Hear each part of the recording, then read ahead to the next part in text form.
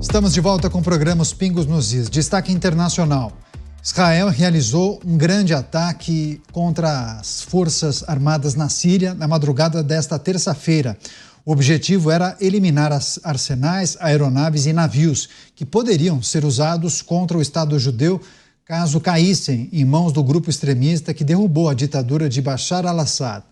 Segundo a imprensa local, tanques israelenses também atravessaram a fronteira durante a noite e avançaram até Katana, uma cidade localizada a 25 quilômetros de Damasco. No entanto, no início da tarde, as forças israelenses negaram essa informação e disseram que estavam operando apenas na zona desmilitarizada próxima à Síria. Inicialmente, os ataques miraram centros de produção e arsenais de armas químicas, além de bases de pousos e decolagens. O avanço desse conflito no Oriente Médio em destaque, aqui com os nossos comentaristas. Você, Dávila, como é que avalia esse momento do conflito por lá, Israel bombardeando a Síria para eliminar os arsenais, navios, aeronaves e também armas foram destruídas. É um contexto diferente após a queda do regime e, naturalmente, a chegada ao poder desses rebeldes, né, Dávila? É verdade. Olha, nós temos de olhar duas questões fundamentais. Primeiro, ninguém sabe que Síria vai sair desta guerra civil. Não podemos esquecer que parte do controle da Síria hoje está nas mãos de grupos ligados ao ISIS, e Al-Qaeda e outras organizações terroristas. Então, nós não sabemos que tipo de governo vai sair daí, né? Por enquanto, os sinais são positivos. Libertaram prisioneiros políticos, estão assegurando a liberdade, Banco Central voltou a funcionar. Por enquanto, sinais de normalidade, mas ninguém sabe o que vai ocorrer quando essas facções diferentes que dominam regiões da Síria e que têm não só controle político, ligações com outras organizações terroristas e questões religiosas completamente distintas. Como unir essa Síria? E o segundo ponto, a Síria tinha muita arma química e isso Israel estava morrendo de medo que, se a facção errada assumisse o controle da Síria, que seria mais uma ameaça ao Estado de Israel. Então é o que chama de um ataque preemptivo, preventivo, para evitar que rebeldes tenham acesso a isso. Mas o grande derrotado no momento é a Rússia. A Rússia mantinha o ditador Assad no poder porque ela tinha principalmente interesse a uma base militar muito importante, que é a base de Tartus, que na verdade dava ali à Rússia um acesso ao mar Mediterrâneo.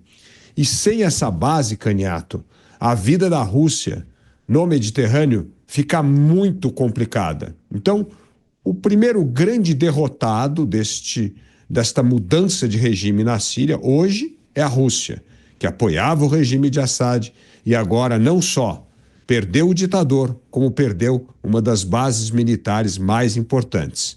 E o ataque preventivo, ele é por causa da incerteza de que tipo de governo surgirá na Síria após o fim dessa guerra civil. Inclusive, Israel avançando no território sírio após a queda do regime. Agora, Mota teve, inclusive, pronunciamento do líder israelense Benjamin Netanyahu dizendo que Israel vai responder de maneira intensa, ferozmente, se a Síria, de alguma forma, ameaçar a segurança de Israel. Quais são as perspectivas, hein, Mota? Eu acho que são ruins, Caniato. No primeiro momento são ruins, porque há pelo menos 9 grupos diferentes disputando essa guerra ali na Síria. Entre esses grupos está o Estado Islâmico. Não são exatamente amantes da liberdade, da democracia e nem protetores do povo judeu. Então Israel está certo em tomar essas providências. Pelo que a gente sabe, as forças de defesa de Israel aparentemente destruíram mais de 70% das capacidades militares do exército sírio. Foram 320 ataques diferentes. Israel destruiu munição de longo alcance, mísseis de cruzeiro, mísseis de defesa antiaérea, jatos de combate, helicópteros, radares, tanques e hangares.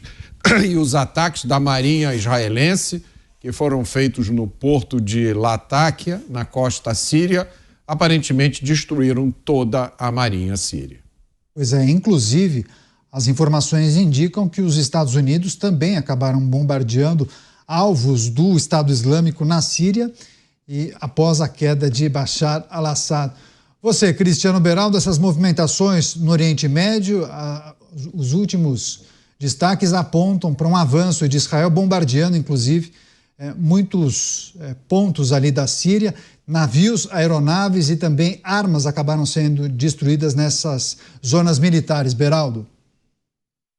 Bom, Caniato, primeiro, importante a gente frisar que isso sim é a tomada violenta do poder.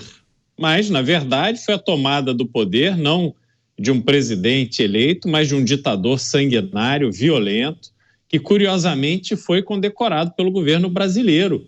Um amigo do governo brasileiro que veio aqui, não agora nesse mandato, mas, se não me engano, no segundo mandato do atual presidente. E a situação da Síria ela é muito delicada porque ela está ali na fronteira com Israel, é um país de uma importância estratégica muito grande, suas relações com a Rússia mantêm ali uma alta tensão e agora cada um dos países que tem algo a perder quer se proteger desses rebeldes que estão ali tomando o poder de um país cujo ditador já fugiu, está lá, foi recebido na Rússia. Você tem interesse ali que precisam ser preservados. E os países, à medida que puderem, farão isso, sem naturalmente prever ali uma invasão. Não há mais esse tipo de propósito entre os Estados Unidos. Os Estados Unidos não quer um outro Afeganistão, né, na sua história, e Israel também não tem esse tipo de propósito, mas eles têm que se preservar. E neste processo de preservação farão as incursões e os ataques que forem necessários. E depois os sírios que se resolvam, porque basicamente eles vão ter que buscar os seus próprios caminhos e o mundo vai observar ali com muita atenção para entender como é que fica a dinâmica de poder, se esse grupo tem um propósito em benefício da população, se tem um propósito em benefício de si própria, a população vai continuar oprimida, enfim, vamos acompanhar aí, porque a situação ali não é fácil, não.